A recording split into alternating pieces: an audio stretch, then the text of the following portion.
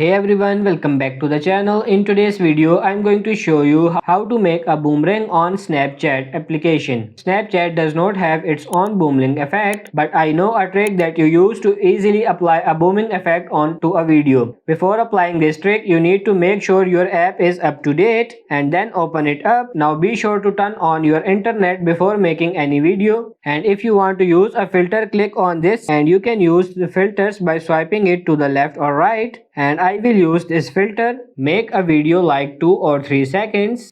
Mute the video by clicking on this volume icon. You will see different tools on the right, but you have to click on this last one. Tap on it. If you click on this infinity icon 3 times, your video will get a boomerang effect. Now you can send this video to your friends by clicking on this next button and tap on this send, and that's how you can make a boomerang effect on Snapchat. I hope this video was helpful. If it is, like it and subscribe to the channel. Thank you.